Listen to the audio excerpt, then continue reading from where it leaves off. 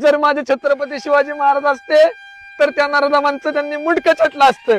पप्पू तुला सांगतो मी, आपल्याला आहे ना ते ट्रिपचं नियोजन करायचं आहे, काही करून. नाही नाही जाऊ की आपण. हा मस्त. ए यार कवी काय करते तुझं? काय करते तिथं बसून? आवाज दे बर. ओ कवी, ओ कवी. काय ऐकायला बी आहे ना. अरे एकटंच बसलेला कधी. चल तिथे जाऊन बघू काय करते. हा चल बरं. का बसले का? बघ ना.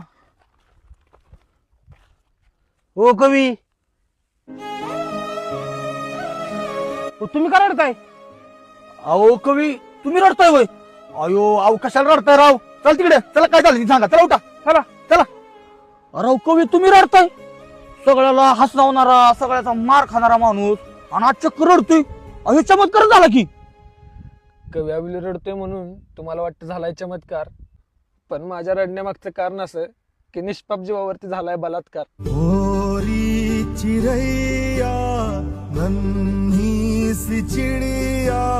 जन्म झाल्यावरती पोरीला हातात घेऊन बापाला आनंद झाला, करीन हिला मोठी अधिकारी असा बापाने निश्चय केला.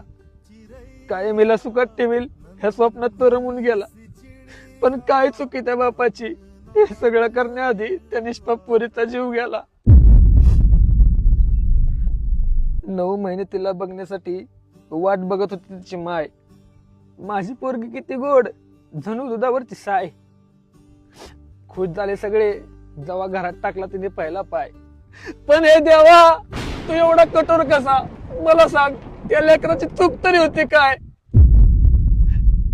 अहो कवी शांत व्हा, होईल त्याला फाशी, होईल त्याला फाशी. फाशीची वाट बघतोय तिथंच तर आपला नडतंय, आणि अशा नरदमांना आपण जाळत नाही त्यामुळे सारखं घडतंय.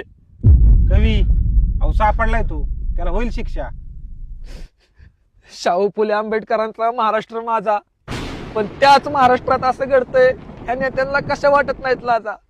सगळे नेते मंडळी आहेत निवडणुकीत व्यस्त, पण आज जर माझे छत्रपती शिवाजी महाराज असते तर त्या नरदमांचं त्यांनी मुंडकं छाटलं असतं. कवी अहो शांत व्हा, कशाला करताय डोक्याला ताप? कसा नको करू मी डोक्याला ताप, कसा नको करू मी डोक्याला ताप. कारण की आता मी पण आहे एका मुलीचा बाप.